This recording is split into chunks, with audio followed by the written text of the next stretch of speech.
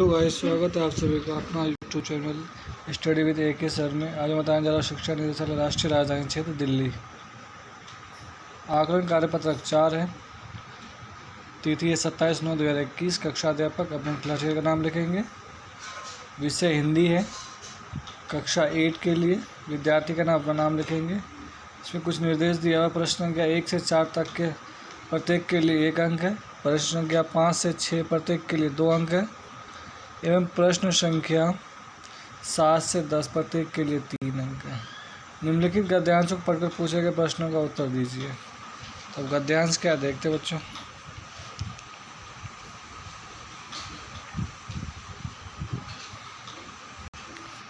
पक्षी और बादल ये भगवान के डाकिए। ये एक महादेश से दूसरे महादेश जाते हैं। हम तो समझ नहीं पाते, मगर इनकी लाई चिट्ठियाँ पेड़ पौधे पानी और पहाड़ बाँचते हैं। हम तो केवल आंकते हैं कि एक देश की धरती दूसरे देश को सुगंध भेजती है और वह सौरभ हवा में तैरते हुए पक्षियों की पंखों तक पर तैरता है। उसके बाद आगे पक्षियों के पंखों पर तैरता है और एक देश का भाव दूसरे देशों में पानी बनकर गिरता है। धरती शब्द का विलोम शब्द क्या होगा। धरती का जो विलोम होता है वो अंबर होता है। अंबर। तो बच्चों धरती शब्द का अंबर होता है। सौरभ शब्द का अर्थ क्या होता है। सौरभ शब्द का अर्थ होता है। उसके बाद बच्चों सौरभ शब्द का अर्थ क्या होता है। सौरभ का मतलब होता है महक।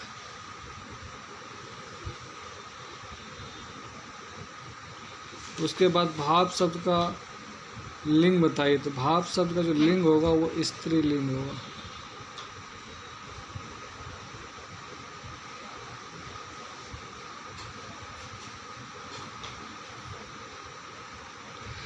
उसके बाद चिट्ठी शब्द का बहुवचन क्या होगा। तो चिट्ठी शब्द का जो बहुवचन होगा बच्चों वो चिट्ठियाँ। चिट्ठियाँ यहाँ लिख देता हूँ मैं।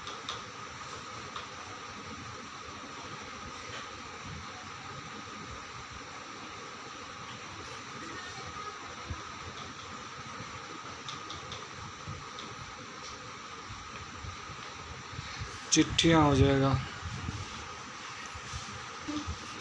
चिट्ठी शब्द का बहुवचन लिखना है। तो चिट्ठी शब्द का बहुवचन होगा चिट्ठियाँ।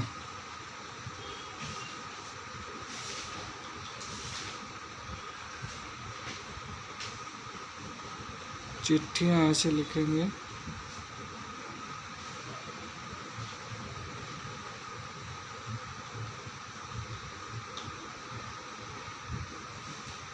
उसके बाद बच्चों नेक्स्ट क्वेश्चन है। ऊपर पाठ्यांश में से दो संज्ञा शब्द चुनकर लिखिए। तो दो संज्ञा शब्द होगा इसका। ऊपर पद्यांश में से दो संज्ञा शब्द चुनकर लिखिए। तो इसका हो जाएगा बादल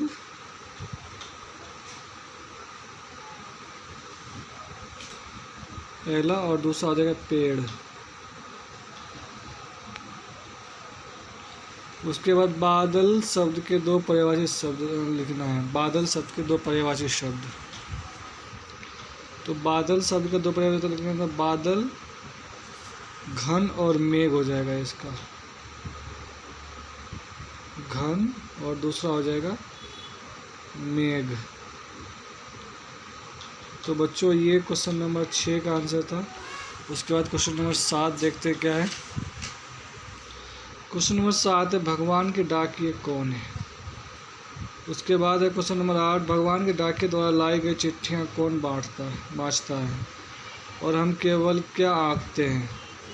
उसके बाद नेक्स्ट क्वेश्चन है बच्चों।